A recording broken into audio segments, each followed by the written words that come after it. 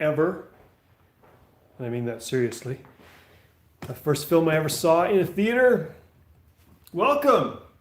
Genesis Custom Sabers. My name is Rob.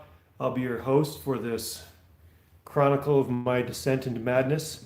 Welcome to my shop, the place where the magic happens. Yeah, it's the 40th anniversary of the release of Empire Strikes Back, which I saw as a child and hugely influenced me. My life was never the same since, obviously.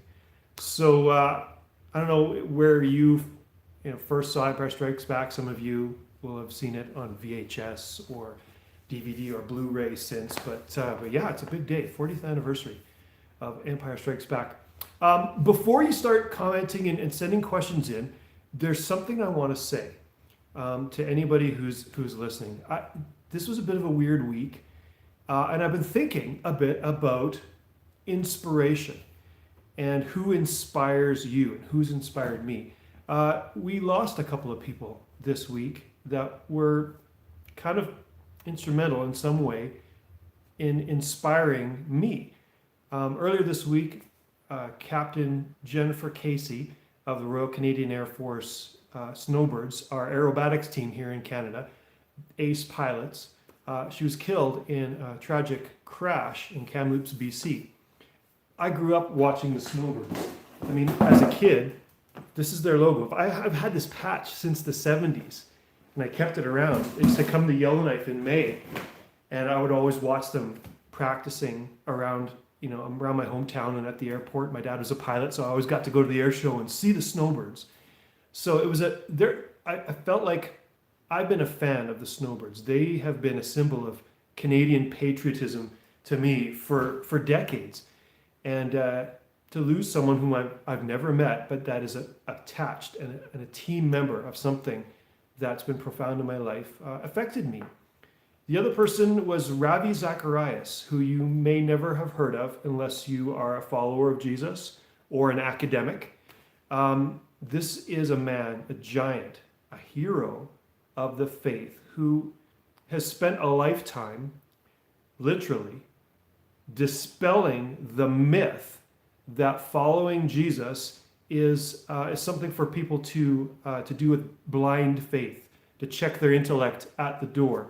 Nothing could be further from the truth. And he's eloquently and brilliantly taught for years, speaking, books, debates, that following Jesus and the way of faith in Jesus and Christianity is an intellectual pursuit, among other things, and is highly logical and reasonable, and has really inspired thousands of people, including myself, to enjoy the pursuits of following Jesus from an intellectual point of view and a logical point of view. Anyways, my point is this. These are people that have inspired me. Who's inspired you? Life is short. Here's what I want you to do. This week, I would like you to find someone that's inspired you and reach out to them. I did that today. I picked up the phone and I looked up the phone number of my grade 5 teacher. Val Carter from Yellowknife, Northwest Territories at the time, is one of the most fundamentally influential people in my life. First read The Hobbit to me, got me interested in books, sparked my imagination, took an interest in me. Best teacher I ever had. Haven't talked to her for like 20 some years. And this week, I was thinking about that. So I thought, you know what, I'm going to give her a call. So we had a great chat for about 20 minutes, and I was able to just tell her, listen, you've inspired me. And I think it meant something to her. It meant something to me to make that connection. It'll mean something to you. So before we get started, like I said, life is short. Take the opportunity. Reach out to someone who's inspired you. Now, the reason this is a big deal to me is, take a look around. Inspiration, imagination, it's what I do. This is my life. This is my career. It's a big deal to me. And I personally think that imagination and inspiration are a big deal to everybody. And it's a way we can make the world a better place. So there's my monologue. There's my spiel. Thanks for indulging me. If you're still with me, feel free to make a comment in wherever the box is on your computer. You can comment or question, fire them at me.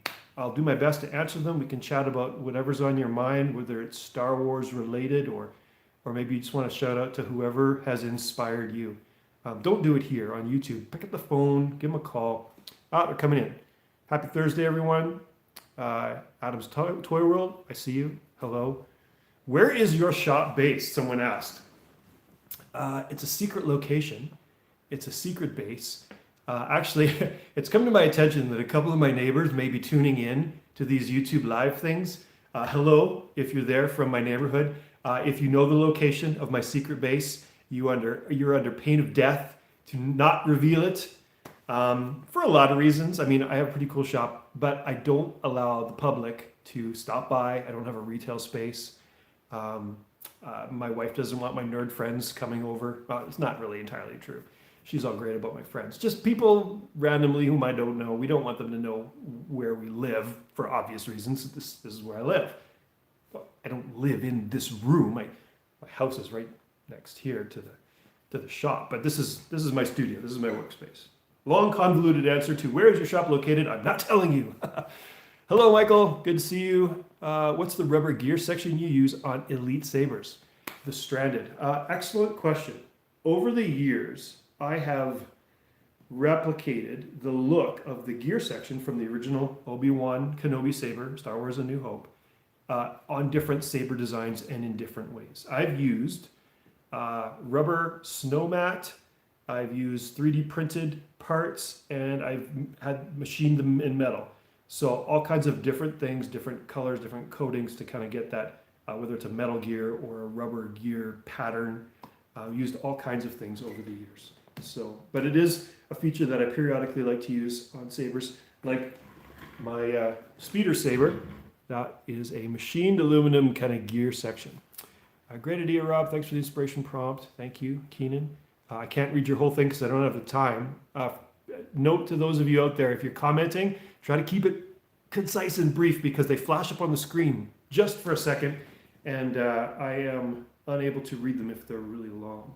But I really do appreciate you guys tuning in. The only reason I'm still doing this is because people keep messaging me and saying, hey, I really like the Thursday thing. I really like how you handle everybody's questions and the stuff we talk about and the look at the shop. So I'm going to keep doing this for now. Planet 9 Studios asks, how do you do the etching? There are a couple good tutorials online, and I have learned a lot from just playing around and from making mistakes. If you've done any kind of hobbying, you'll realize that sometimes making mistakes are the greatest teachers of new techniques and abilities. So I've experimented with ferric chloride acid etching, copper sulfate, which is kind of the preferred technique I use now, different methods of masking. I'm not going to go into detail into all of that, but I would say two things. One, dealing with chemicals, be safe. Learn what it takes to be safe with the chemicals and things that you're using. Number two, experiment, play. Get some pieces of metal that are the same as your saber, aluminum. Try different masking, different techniques, different etching. See what you come up with. Find something that you like before you apply it to an expensive saber. Excellent questions. Any more? Fire away. Keep them coming. Oh, you may have noticed I finished my training remote. I love having it in the background spinning here. I just want to fire up a saber and deflect some bolts. So that I'm really excited about that. So you just have to bear with me. Are you excited too about my training remote? You should get one from Trooper Trent, the kit, replica prop form. I think he sells the kit on Etsy. Took a while to build. I did a video showing that, but it's really cool. I missed a bunch of questions there. Someone said your shop looks awesome. Thank you. This wall of it looks awesome. Actually, I'm partial to the whole thing. I love working here. Wanted to create an inspiring workspace. Slotted Death Star Wall Saber. I'm not sure what that means. I'm familiar with the pattern of the slotted Death Star wall. Corey Vidal did that for a backdrop in a series of videos, and other people have used them as imagery and saber stands. I have not. So I don't know if it's question Max. How long does a typical CFX install take you? Excellent question. The Stranded. You know what? They're all over the place. If they're a production series saber, like my Ascend or my Vector, I prep parts in batches, and so when it actually comes to installation, I can install the sound card in a saber with prepped parts and prepped wires in an hour. If I'm installing a one-of-a-kind saber where I'm building things as I go, I mean, hours and hours of meticulously getting things to fit and figuring out where the wires are going to go. So it's really hard to say. Anywhere in between. So I'm answering your question by a short time or a long time or anything in between. That's all I got. Hoth Electrobinoculars Weathering. How the heck did you do that? Thank you, Jerry. I used to be part of a forum. We did a Secret Santa, and one year somebody sent me a resin cast of I think they were Norwegian rangefinder, like an old, which is the prop that they used to build the Hoth electrobinoculars on. And I did some research and learned there was kind of two versions. So mine's kind of a hybrid of both because I wasn't going for dead accuracy. I was just going for something that was reminiscent of the film. Generally with weathering like this is a long time ago.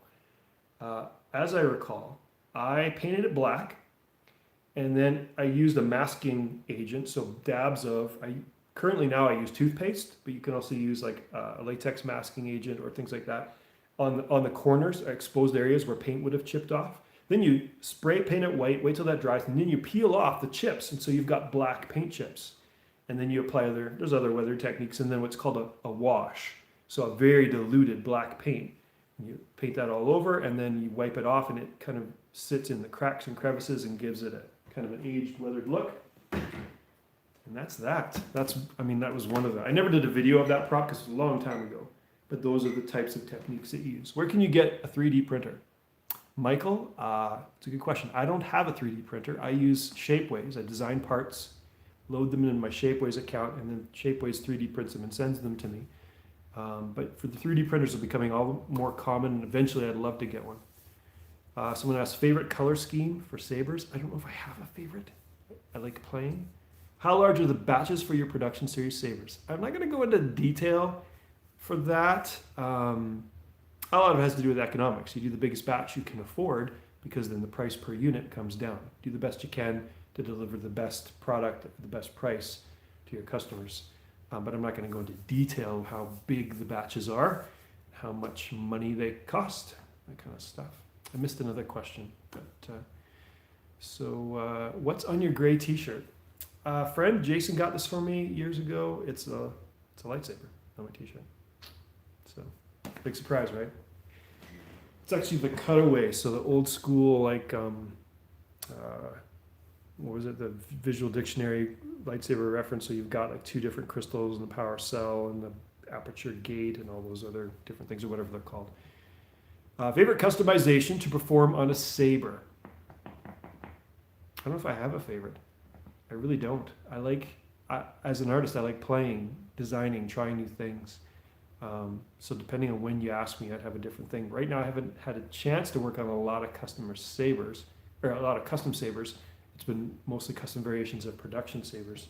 To pay the bills, keep the lights on, keep my kids fed, that kind of thing. There was another long, wordy question that I missed, so you can zzz, and then ask it again. And if I don't get to your question, it's not because I hate you. I don't hate you. I love you. I'm just not getting to all of them. So ask it again. It's no problem. On average, how many sabers do you... Oh, I missed that. Would have been a good question, too. On average, how many sabers do you something? Let's fill in the gap. On average, how many sabers do you hurl at passing vehicles? None. On average, how many sabers do you offer up to the gods? None. On average, how many sabers do you let your kids touch?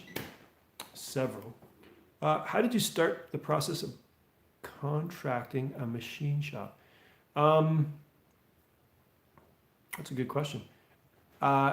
It's just form relationships. You kind of got to try a machine shop, get a sense of how good they are, what kind of work they do, how willing they are to work with you, and you build a relationship, and then you go with it. There are two machine shops that I use, one in the States and the one near Edmonton. I've had relationships for a long time. So just find a local machine shop, see if they're willing to do smaller runs of things, and do your best. And what else will tell you? Build in a year. Someone asked, okay, that's Pat. How many sabers do you build in a year? I don't know, hundreds. Is there a guide you would recommend to someone who wants to? Oh, it's gone. See, this is fun. I get to read half a question and then just make up the rest. I don't even know what that was. So yeah, I thought I'd talk about Empire Strikes Back a little bit. What were your impressions of Empire Strikes Back? As an 11-year-old kid, everything blew my mind. It was the first film, like I said, I'd seen in the theaters. My experience with Star Wars was the read-along cassette book up until that point. Is there a guide you would recommend for someone wanting to make the first Saber? A guide. I've got a bunch of videos called Mad Cow's Shop Secrets attached to my YouTube page. You can go through and scan and just see what relates to you. Some of them are pretty old, but they would give you some helpful tips on building sabers, on things like soldering, sourcing parts, getting things to work together, sound cards, that kind of stuff, weathering. I did try to do videos on all kinds of stuff for years.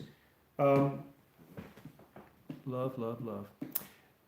What draws you to Star Wars in particular? Well, the stranded. You are asking lots of questions. Are you stranded? Are you okay? My first experience was seeing Empire during 1997 re-release. Yeah. I'm old. Like I said, the original release I saw. But sorry, I had a bunch of questions coming there, and I'm just trying to mentally process which ones to address and in what order. Yeah, Empire Strikes Back, very formational for me as a kid, seeing lightsabers, seeing blaster fight, the Sith or the probe droid coming up out of the snow. Is that background real? It looks absolutely fantastic. Thank you, Wanderglart, whatever that was, whatever your name is. If it's your actual name, I apologize for butchering your name. Yeah, it's a bunch of stuff I've tacked on the wall over the years. That's actually a window, and that's a window covering. I think I did a video on my do-it-yourself stuff on the window starport cover, and then just cool lighting and stuff, and different lights and things. Apologies again, I missed a bunch of questions there. But my dad sat me down when I was little, and it was our thing to always watch Star Wars, a marathon every year. Cool, Carter. Yeah, I am a dad. I have 2 boys. An earlier video, I introduced them, and yeah, they love Star Wars. We watch Star Wars together.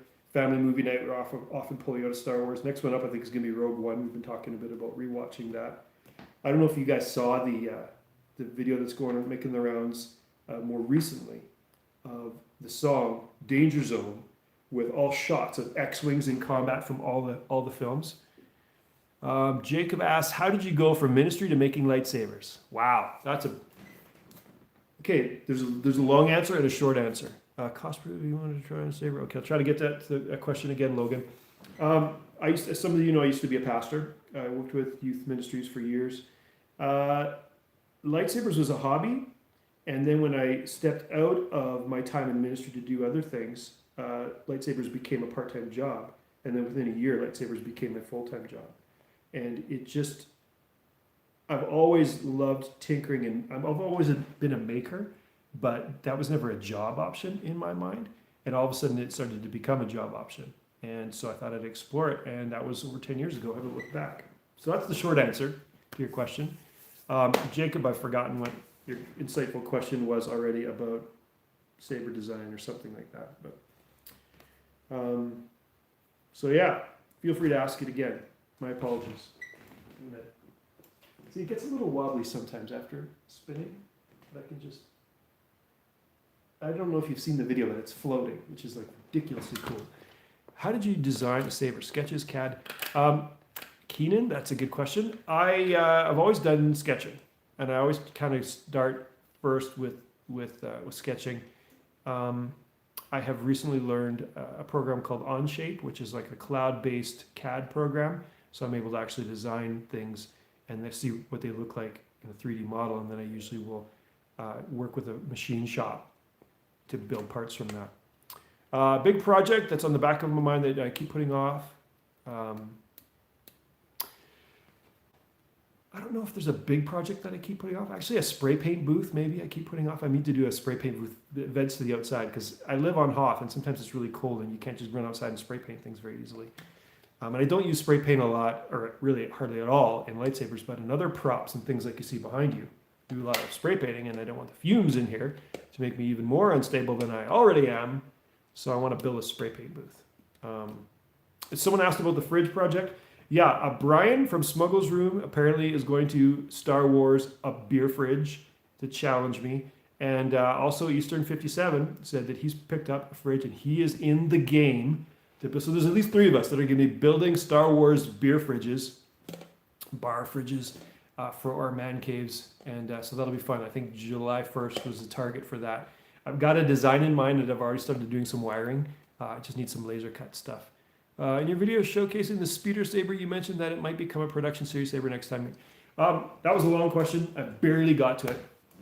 Yeah, the speeder saber, as you see here, this is the special advanced edition. So the people that purchased on an option on May the 4th to be with you are getting this.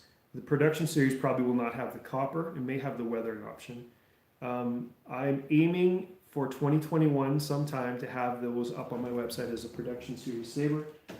Also, for those of you that have been waiting, thank you for your patience. Ascend and Vectors will be back in stock soon. I'm just ironing out some details with getting NeoPixel strips in. So yeah, and Creed are going to be back in the summer. So, excuse me.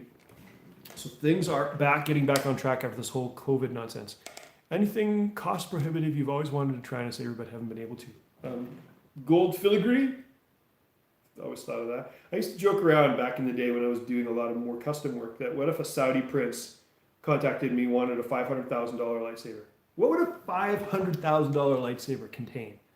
Like obviously precious metals and a lot of artistic, time-consuming, rare work. There'd have to be some elements of one of a kind that you cannot get anywhere else. It was just one of those little questions I kind of asked myself to push my designing to the next level. Like, oh, if someone wanted a $500,000 lightsaber, what would that be? What would that look like? What would that do? I mean, obviously we're hopefully someday getting into the realm where you can fire it up and actually cut stuff, you know. It'll revolutionize the logging industry, that's for sure. But probably cut off a bunch of our own limbs. I saw a pie chart online. You can see this where it's like the results of owning an actual lightsaber. And like there's a sliver of the pie chart which is doing cool things like, you know, like lopping off tree limbs or cutting things, and then the majority, like 98% of the pie chart is like accidentally self-dismemberment or something. It's kind of funny. Should have that up in here somewhere. I don't have a whole lot of wall space for posters anymore. Put it up ceiling. Apologies if I've missed your question. Speeder saber become a production series saber? Yes, that is the plan. Ever tried hand engraving? Yeah, a little. I don't know what to tell you. I have done a little bit of experimenting with that. Generally with etching, I don't do hand engraving. Sometimes I try to do the etching to look like it was hand engraved, like on something really old or something like that. But hand engraving is not something that I've taken a lot of time with. I think to be a good hand engraver, you really just need to be able to settle into the zone and then spend hours doing a pattern. And I don't think I'm that patient. No, I know I'm not that patient. So here's that. So what else is up, GCS Nation? Curious, Canadians, have you ever seen the snowbirds? Have you ever seen, okay, if you're an American, you might know that, what was that? The Blue Angels or the Navy team, but I think there's like the Thunderbirds or something. There's another Army team. But I got the chance once, you got to forgive me here for a moment, to see both the Blue Angels do their aerobatics and the snowbirds in Abbotsford years ago. And they, of course, the Blue Angels fly F-18s or like a modern jet. The Canadians fly these ancient trainer jets. And when I got to see the Blue Angels, they did these amazing maneuvers. They would have like a formation of jets, and they would do these formation maneuvers of barrel rolls and loops. And then when it came time for the Canadians, the snowbirds would do a similar barrel rolls and loops with a formation, but two of the jets were inverted the whole time. It was like they were like one-upping the Americans. The F-18s from the Blue Angels would come racing at each other, and at the last second they would bank and just miss each other. The snowbirds came to do it. Two snowbirds full tilt barreling at each other, did a full barrel roll, and then banked and missed each other. It was like, as a Canadian, I'm just like, yeah, just cheering for those guys. And of course, it's an air show, so you can scream as loud as you want. Nobody's going to hear you, which I did. Good times. Yeah, it's just something special about seeing the snowbirds fly over. There's an airport not very far from here, and a couple years ago they were practicing around here, and that was the last time I had seen them. Just like at the Winter Olympics, yeah. Yeah, the snowbirds, they're the best of the best, really. I mean, in the States, your crack aerobatics teams are the best pilots of thousands. But in Canada, because there's so few military aircraft, the snowbirds are the best pilots of tens of thousands. So they're really top notch. I'm a very patriotic Canadian. I don't mean to insult you, Americans. With the exception of when it comes to like international hockey, then all bets are off. But anyways. Okay, what else do you want to talk about? I missed a couple questions there. My apologies. Just going to wait. Just going to sit here and wait. I'm going to check and make sure. Oh wow, there's a whole bunch. Don't have time to say Marin Star. Okay, thanks for tuning in. Somebody got their Vector today from the Ready to Ship sale on May the 4th. Excellent. I hope you enjoy it. With the Jedi Training remote, is the lighting install difficult for the novice? Excellent question. With the Jedi Training remote, there is no lighting install. It comes as a ball with the lights and the magnets already installed. You basically start marking things off and drilling holes and attaching pieces. And it's basically, that's what it is. It's drilling holes, attaching pieces, using jigs, measuring things out, carefully, methodically attaching them in stages, and then painting and weathering. It's a lot of stages, but there is no electronics installation or anything like that. So if you're afraid of that, don't be. Pick up the kit if you can. I highly recommend it. It is so choice. What movie did I just quote there? If you have the means, I highly recommend picking one up. Something like that. So choice, that was also in there. If you've seen the film, you would know. If you're old like me, and you know what film I'm talking about, why did you stop taking GCS elite commissions? That's an excellent question. The reason I stopped taking commissions for GCS elite sabers is I just don't have the time to do all the things that I'm trying to do. So what was happening was when people would approach me for a commission, I was telling them no, sorry, I don't have time, try me again in a couple of months. And some people were trying for a year. So finally I made a system where, okay, at a certain time each quarter, you could submit ideas to me and I'll read through them, and the one that kind of resonates with me the most, I'll pick and I'll run with. Again, people were getting left behind. They were always applying and I was never picking their thing. And I just ended up having a bunch of people following my work that were continually frustrated. And I didn't like that. So I thought I just felt like I, in some ways, wasn't being fair to them, but I was unable to be fair to them because I just can't produce. I'm very blessed to have my work in demand. And I don't take that for granted. So I decided, you know what, I'm not going to do this anymore. I'm just going to, as I have time, I'm going to make something unique, one of a kind, which I call a GCS Elite Saber, and then auction it off. And that's the best I can do. If ever a time comes when things slow down, people don't want to buy my stuff anymore, and I have more time to kind of play with creative ideas and work with things, I might start doing custom commissions again, but I don't foresee that in the near future. That was a good question. Yeah. So where are we? What's up? Have you ever thought of doing a bad axe with a gauntlet etching? Austin, that's an excellent question. I don't know. I'm trying to remember if I thought about that. The gauntlet etching pattern was the etching pattern that I developed. That was kind of, I called it gauntlet because it was kind of reminiscent, in my mind anyways, of Sauron's gauntlet from Lord of the Rings, the first film. And if you've seen it, you know what I'm talking about, that close-up shot with the ring at the beginning. The etching that I developed was really nothing like that pattern, but it had that same feel. At least that's what I was going for. I was also going for kind of like a light side, dark side history of the Wills and the Guardians of the Wills that we get to see in Rogue One. You know, just that piqued my curiosity and wondering about their backstory. So I have elements that are dark side, elements that are light side, and kind of blended together in that pattern. I've used it on the Ascend, the Creed, and the Vector, but I've not used it on the Bad Axe, and I'm just trying to think why. I think the pattern lends itself to different spaces. When you're looking at a saber, when you're etching, You don't want to just blanket etch the whole thing. You want to target areas and surfaces that are primed for etching, you're able to, but also work with the design and the look. And with the Bat Axe, you're kind of limited a little bit. Etching on the curve is very challenging. I wouldn't be able to do a pattern like the Gauntlet on the curve, just the way it's masked, couldn't do it. So I'd be limited to a small space on the pommel and the top, and I'm just not sure if I'm able to do what I'd like to with that pattern. Apologies again, I missed a couple of questions. If you're asking questions, please keep them brief because I've got some paragraphs that come up and there's just no way I can read them before they're gone. And I should invent a droid. I should teach Gonk to actually read and chronicle every question that comes in. So I could just be like, Gonk, what do we got next? And then you could just spit it out. That would be really cool, actually, if I could pull that off.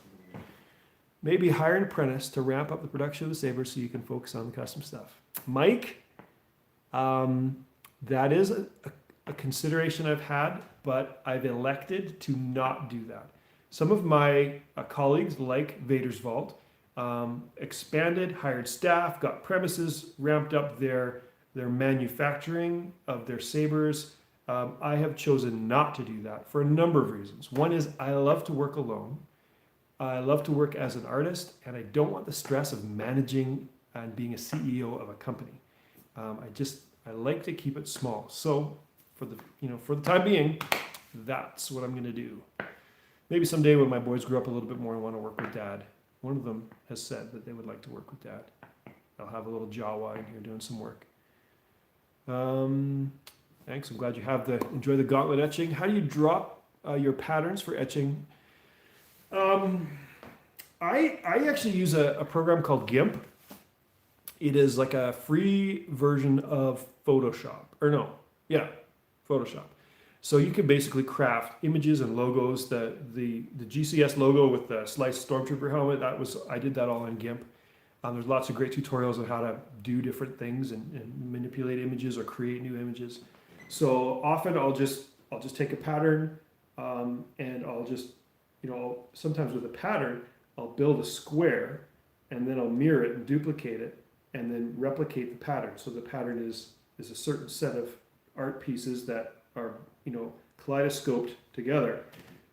In other cases, I'll draw something out in a space, I'll scan it, I'll use that as a template in GIMP, and then I'll draw around it. So, email that I can reach you by. There should be one at the top of the YouTube channel. You should be able to just hit a little thing to email me. If not, it's on my website, GenesisCustomSabers.com. And someone asked, where did you get the floating remote? Just tuned in. That's a kit made by a guy named Trooper Trent on the Replica Prop Forum. He's got one on Etsy. On the YouTube video I just did about my training remote, there's a link in the description of the video. You click that link, you'll get all the information. Apparently Trent is going to be doing more of these kits. So if you can pick one up. Nobody got my reference, my badly butchered movie quote. So I'm just going to wait. Someone will. You're welcome, Justin. So keep firing the questions. We'll do a few more. And then, do you like my George Lucas flannel? You like that look? Ferris Bueller. Yeah, Jake, you know it.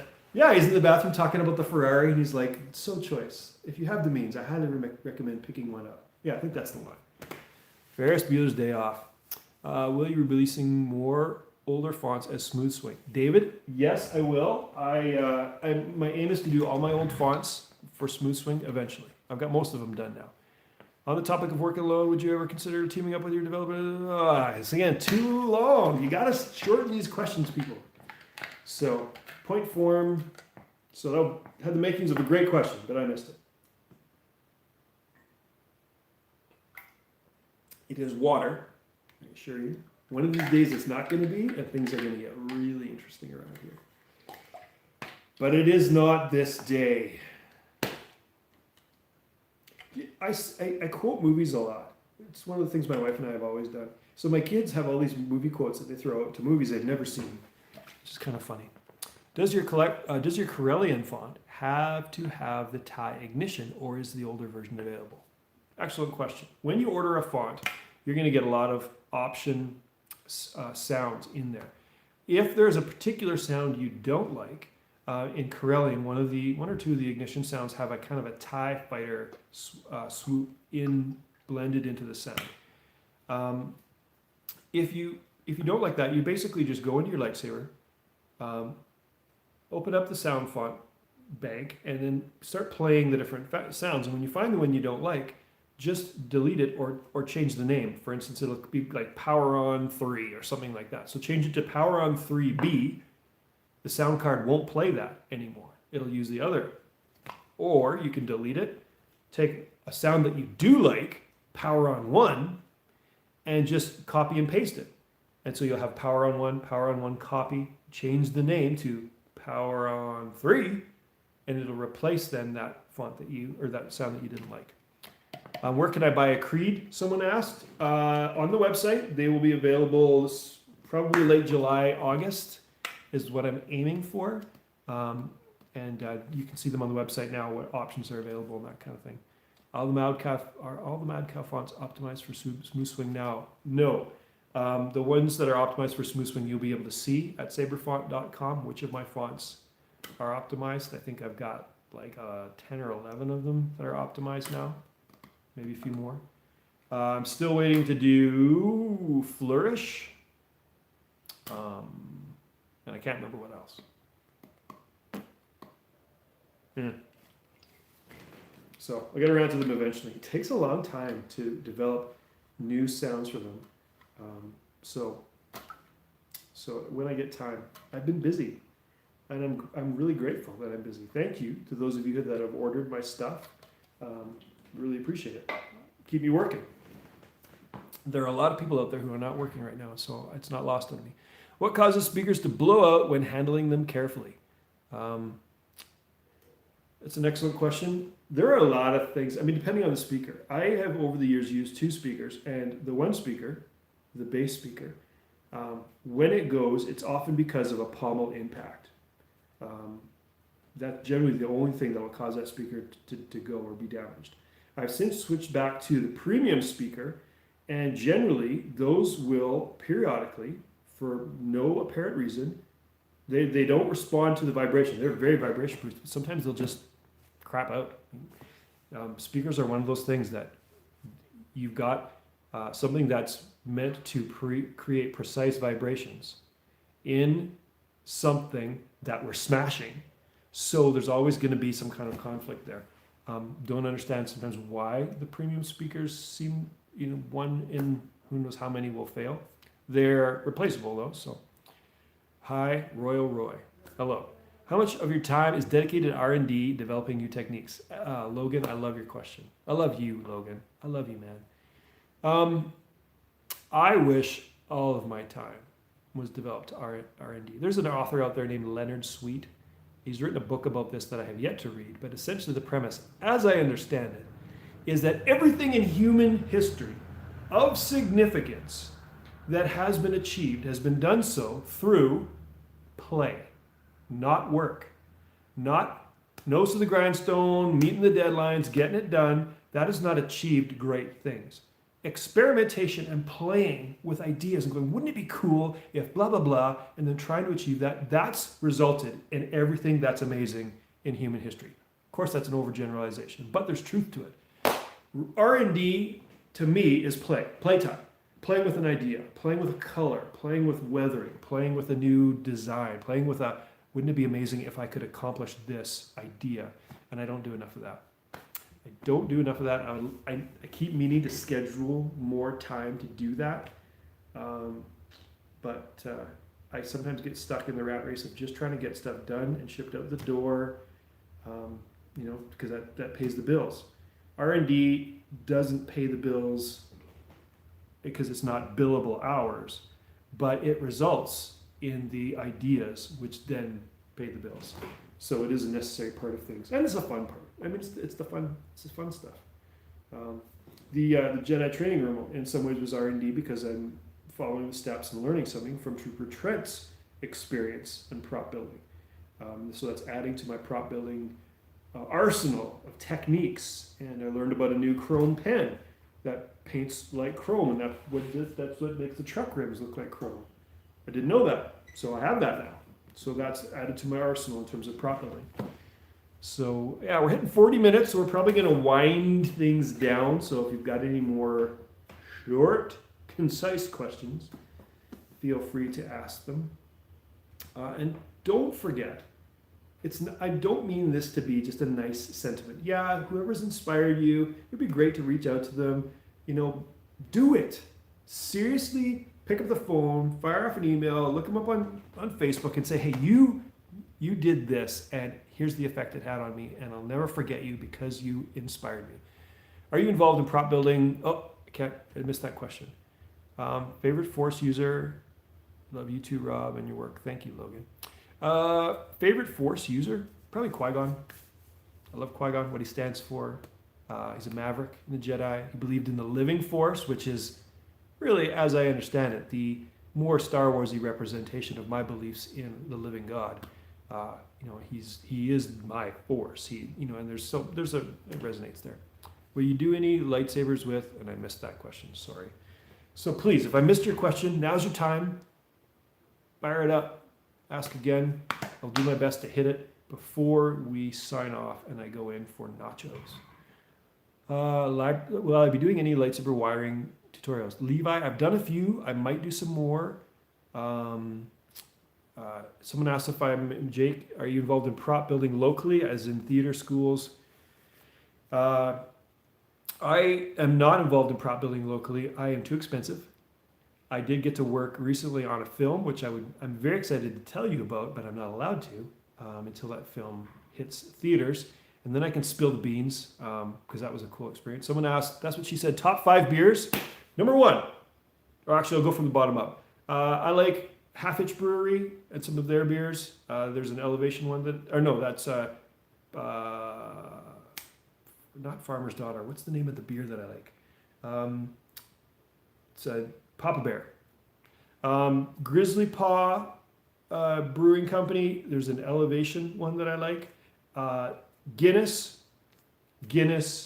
and Guinness is the top favorite beer. So those are my top 5 right now. There was a couple other questions there I was mixed while I was talking about beers. How do you do bone detail on sabers? That's a great question. I'll get to that in a minute. You are an inspiration, Rob. Thank you, Jay. My personal favorite, Sabersmith. Thank you. That means a lot to me. The bone detail, you know what? Play. I played with things that felt like bone, that looked like bone. I played with different paints, different techniques, and just play until you get something that you like. Kilkenny beer, nicer than Guinness. Really? I'll give it a try. Again, kind of on a craft beer kick. I don't drink a lot, every couple of weekends maybe. So we're exploring different ones that we like. And of course, I've got to have something to go in the beer fridge. And when the COVID thing is over, I'll be, actually hanging out with people. Darren, love my work. Thank you, Darren. Appreciate that. It means a lot to me that people like my work. And I've said this before, you may not have bought something from me, but when you see something on Facebook, you go, I love that, and you share it, that helps. I can't tell you the opportunities, that the sales, the things that have come from just people finding out about what I do and resonating with what I do. We all know what it's like when you on a friend's post, you find some art that you are just, I never knew this was out there and I love it. And you have that moment. Did you see Dave Filione's insight on Duel of the Fates? Yes, I did. And I thought that was brilliant. For those of you that don't, I think that was in the behind the scenes of the Mandalorian thing that's on Disney Plus right now. Dave Filoni and one of them goes into the significance of the Duel of the Fates, what it meant, that they're dueling for the fate of Anakin. And he talked about Qui-Gon's role, that he would have been a father to Anakin, that was needed, and Obi-Wan never was. And so that, determined the course of things. It was really profound. It just reminded me that, Qui-Gon I resonate with and what he sees. What's the outlook on the Bane Saber run? Would love to get my hands on one. Thank you, Joe. I've been correcting some misconceptions out there regarding the Bane Legend Saber. I did a run of 12. That was the only run. From now on, henceforth, the remaining Bane part sets will be assembled, because they take so long to assemble, and then sold probably as an auction. I don't have plans to do another batch sale. The batch sale I did, the run of 12, which ended up being 13, it basically took almost every waking moment for several months to produce those, and I wasn't able to do other things. So there will be opportunities to get another Bane Legend Saber. I will do at least one auction a year. I'm aiming for 2. Like I did the May the 4th one, so maybe towards Christmas time, I might try to do another one if time allows. So I always want there to be an opportunity. And if you followed the last auction, the Bane Saber went for a fairly good price. Oh, it was close to $5,000 US, I think, which is a really good price for something that you put a lot of work into. As an artist, besides the money that comes in to pay your mortgage, it's also nice to have the gratification that people want your work. Someone asked, that's what she said, wants to know if I'll ever build a COVID-themed hilt. I don't know what to say to that. I got nothing for you right now, but I'll give it some thought. Would you consider... Oh, I missed it. Another great question. Someone said, I am the master. Thank you. He is the master. Like the great Brad... Well, no. What was his name? The guy who played Star-Lord. I was going to say Brad Pitt, but it's not Brad Pitt. It's... I can't remember his name right now. Anyways, he said there... I can't even remember the quote. I was going to quote him. I can't remember his name. I can't remember the quote. I'm getting old. And I'm getting hungry. And that's why my brain is fading. Chris Pratt. Yeah, Chris Pratt. Brad Pitt. Chris Pratt. That sound kind of like a tease at the end. Yeah, he said something about there is a God and he loves you very much. And that is a really big deal. So the master, I understand the idea that a master is someone who's done something full-time for 10 years. So technically, I'm a master sabersmith. But he's my master. He's the artist of which I am the biggest fan. And the reason I do what I do, and we talk about inspiration, the whole idea, and I mean, you don't have to believe Christianity if you don't want to. It's entirely up to you. And I don't mean to be preachy. But the idea that God created everything that exists out of nothing is pretty awesome. And when I get to create something, albeit not out of nothing, when I get to create something and I get to love what I created, and I get to enjoy that it turned out, I think I get a bit of a connection with God. And I think he feels that way about us. And when I turn out, even in small ways, the way he intended, as he masterfully crafted me, he feels what I feel, probably on a whole different level. And he feels that way about you too. I wanted the Bane Saber, but now I have to build one myself. Sorry. You're the Adam Savage of sabers. Thank you. I actually have a little poster on my wall on Adam Savage's signature. I've never met him, but like I said, I got to be a part of a project, and as a result of that project, I got this Adam Savage signed poster, which is really cool. So yeah. Oh, someone's got the quote. God is real, God loves you, God wants the best for you. I believe that, I do. Chris Pratt. Thank you. Someone who's actually on a computer can look up these quotes that I'm missing. I've botched every quote, I think, that I've tried today. The Ferris Bueller one. I nailed the Lord of the Rings one, though. Would you consider any collaboration work if the idea was groundbreaking in the Saber world? Rust Bucket, 69. That's a tough question. I mean, ultimately, yes, because that's what I do with Irv of Collector Labs and Tim of the Custom Saber Shop. They're part of like my secret mastermind group that we bounce ideas off each other. So, would you make custom boot sounds for people? Haha. I don't make custom boot sounds, but if you go on saberfont.com, you will find 2 compilations, Boots to the Head and Boots to the Head 2, which are dozens and dozens of different tech boot sounds that you can surf through and try out. But no, I don't make custom boot sounds. It's actually quite easy if you want to learn to do it yourself. You just need to learn what kind of wave file to produce. Find the movie quote. There you go. Favorite looking planets in Star Wars? Harry, excellent question. And I think we'll wrap up with that. Favorite looking planets. I identify most with Hoth because I lived in snowy places. Favorite looking. I mean, Naboo comes to mind. That's a hard question because one of the things I love about Star Wars is it transports you to amazing places. And there's different things that are amazing about them. Jakku has got these wrecks of giant starships that I loved the imagery from in The Force Awakens. Jeddah has got these toppled ancient giant statues of Jedi, which I'm dying to know. The archaeologist in me wants to go do a dig on Jeddah. So there's different reasons why I want to go to all the different places. Generally not the populated ones. I have not a lot of interest in Coruscant or Nalhada or any of these seedy, busy city. I'm not a city guy. I live in the country for a reason. So yeah, does that answer your question? I want to go to all of them. I want to be the first one to see them all. How did I do that? That was a good quote, right? Right? Jake Lloyd? You got it. How many stars are there? See them all? Be the first one? Yeah. I nailed that. Thanks again for watching. We'll do this again next week. Pretty soon we'll get back to normal, and then maybe we'll stop doing this. I don't know. But fear not, we'll be back. You'll get another chance to ask questions and all that stuff. So thanks for all the comments. Thanks for hanging out with me, and we'll see you next week. Go write a letter or phone whoever inspired you. Do it.